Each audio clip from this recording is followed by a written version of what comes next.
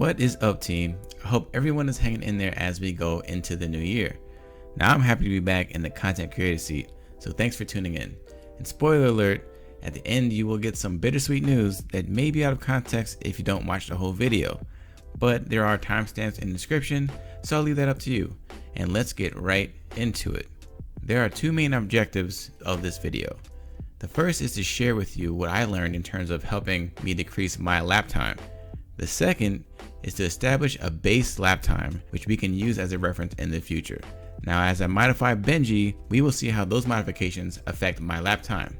I will try to do one modification at a time so we can accurately assess the results of the mods. Okay, so for my lap time, I was able to shave off over a second, 1.243 seconds to be exact. Now before you say, oh, it's because of practice, which is a great way to reduce lap times. But I'm letting you know now, I did this with only about 3 hot laps between these two times. Yes, they are on different days, so the conditions are different, but the adjustments I've made to my driving can be seen easily, and we're going to discuss those.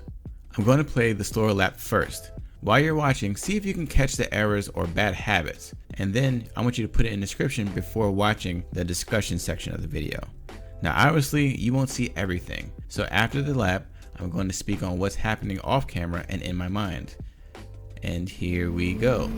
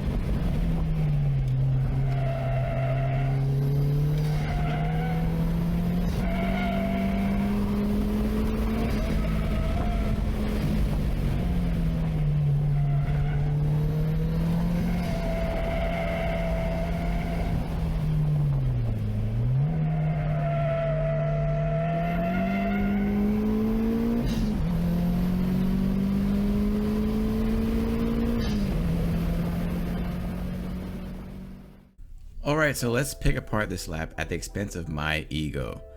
The first issue that I caught was when I transitioned from turn 1 into turn 2, you can hear me let off the throttle and you can see my speed drop.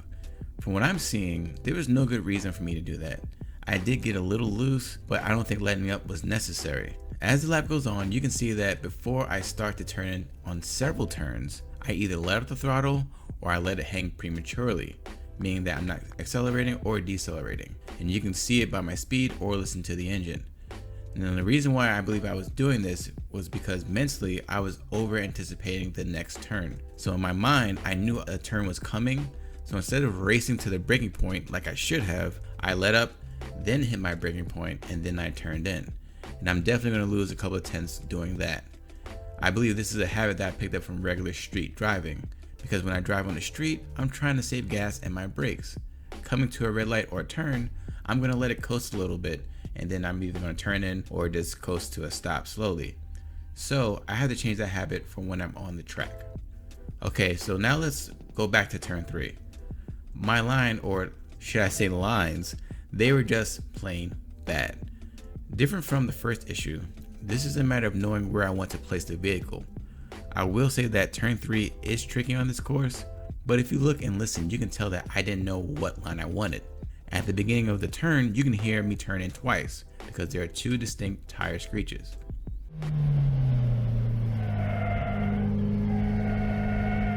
Now that's going to let me know that I had no idea when I wanted to turn, and that's pretty bad when you're in the turn. And honestly, I think this is a result of losing focus, because even if you don't know where your favorite line is, you should still be able to focus enough to pick a line and stick with it. Committing to your decisions is very important if you want to perform well. You also want to take ownership of those decisions, whether they are good or bad. You cannot improve if you do not own your mistakes. So to summarize this lap, the two things that I need a bunch of work on is my throttle control and focus.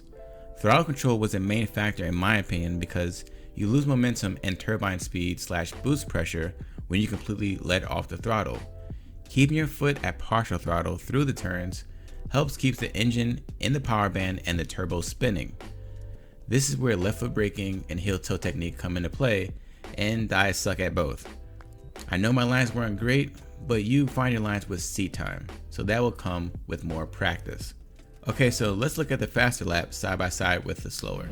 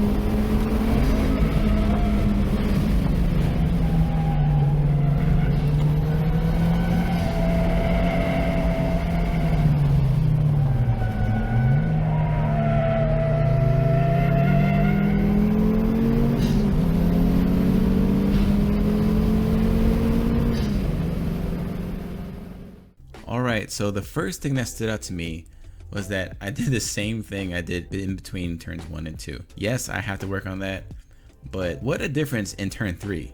First, I'm dedicated to a line. I moved from the right edge of the track limits to several feet inward, and strangely enough, this makes me feel like I have to put less input into the steering through the turn, and I don't have to cover much ground.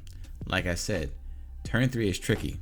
Now still at turn 3, look at the speed difference as I go through the turn. I was able to carry more speed because of the line I chose, and I held my throttle position. What is important to point out is that my slower lap catches up in speed, but my average speed through the turn is higher on my faster lap. Now going into turn 5, you see the same thing. That higher average speed in those two corners pretty much made that huge gap at the end of the lap. Now if you watch the rest of the lap, you can see from turn 7 onward, the two laps are pretty similar. I did have a little more speed going into turn 11. Now is there room for improvement on my faster lap? Absolutely. I can definitely push harder and maybe put 2 wheels over the track limits to squeeze out a couple more tenths. But I think this lap time is a really good benchmark because I can hit mid 108s consistently in different conditions, which to me is better than using my fastest lap that I may not be able to hit consistently. So I'm going to use this as my reference. So the real question is, how was I able to make these adjustments without much seat time? And the answer is, I thought about it. You know, when I got home from the first event, I was feeling good. Old Benji was able to trade blows with a C7 Vet and a bunch of other really cool, capable cars and drivers. But when I had time to think about it, and I literally closed my eyes and went through the course turn through turn, I realized my driving was subpar and I left a lot on the table for improvement. And I think what happened was is that I got comfortable with being quick. And when you're on track, there's a point where if you feel comfortable with your pace, you can mentally block yourself from seeing adjustments that you can make to get faster. Now, in order to break through that block, sometimes you have to take a step back from the immediate situation. Don't just drone on lap after lap. That's a waste of gas, money, and time. Pull into the paddocks and take 15 minutes for yourself. Sometimes you have to ask for help, like getting a driving coach. And other times you have to self-reflect, like watch your videos and objectively critique yourself. And I sincerely hope that you can see how taking these steps to get better can apply to situations off of the track. Alright, it's time for a game. It's called What's That Sound?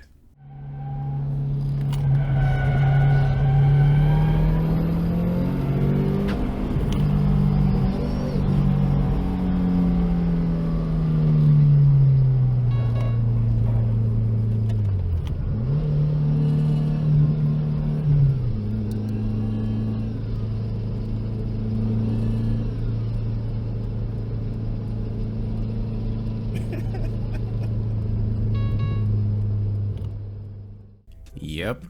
If you think you know what that sound is, put it in the comments, and in my next video I will let you know what that sound was. But before you go, I want to remind you to try to be better than you were yesterday, and never stop learning.